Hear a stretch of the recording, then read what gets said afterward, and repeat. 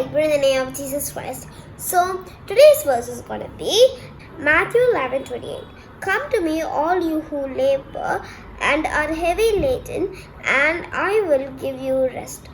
So இது was வந்து நமக்கு என்ன சொல்கிறாருன்னா வந்து நம்மளோட லைஃப்பில் வந்து நமக்கு நிறைய சேலஞ்சஸ் இருக்குது, நிறைய கஷ்டங்கள் வந்து நம்மளோட லைஃப்பில் வந்து இருக்குது.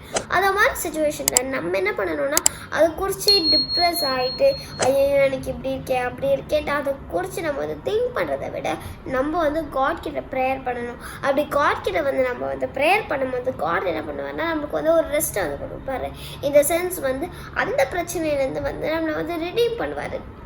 நம்ம எல்லாருமே வந்து ரொம்ப வந்து நம்ம நிறைய வந்து உழைக்கலாம். ஃபேமிலிக்காக நம்ம போய் ஒர்க் பண்ணலாம், இல்லை வந்து நம்ம படிக்கிறதுக்காக ஸ்கூலுக்கு போகலாம். இந்த மாதிரி நிறைய ஸ்ட்ரெஸ் நம்மளோட லைஃப்பில் இருக்கும் போது ஒன்லி திங் இசப்பா என்னை வந்து எனக்கு எந்த ஒரு ஸ்ட்ரெஸ்ஸும் இல்லாமல் எந்த ஒரு டிப்ரெஷனுமே இல்லாமல் நான் வந்து பாதுகாத்துக்கோங்க அப்படின்னு மட்டும் நம்ம சொன்னோம்னு வச்சுக்கோங்களேன், கண்டிப்பாக வந்து காட் வந்து நம்மளோட லைஃப்பில் இருக்க ஒவ்வொரு பிரச்சனை கஷ்டம் எல்லாத்தையுமே வந்து எடுத்து போகிறது நம்ம எப்போவுமே வந்து சந்தோஷமாக ஒரு ஹாப்பியான ஒரு பர்சனாக வந்து மாற்றிடுவார்.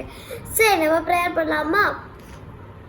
ஏசப்பா நான் கொடுத்துக்காக நன்றி. ஏசப்பா இந்த பர்சன் நீங்கள் எங்களுக்கு வந்து சொன்ன மாதிரி ஏசப்பா எங்களோட லைஃப்பில் ஏசப்பா எங்களுக்கு எந்த ஒரு பிரச்சனை இருந்தாலும் ஏசப்பா நாங்கள் வந்து உங்கள்கிட்ட வந்து ஒரு முழு மனசோட ப்ரேயர் பண்ணேன்னா ஏசப்பா எங்களோட லைஃப்பில் ஒரு பெரிய மிராக்கிள் செஞ்சு எங்களை வந்து எப்போவுமே வந்து சந்தோஷமாக வந்து வச்சுருக்கீங்க. ஏசப்பா அதுக்காக நன்றி. ஏசப்பா I ask everything my Father Jesus Christ prayers name. Amen. God bless you. Have a great day. Bye.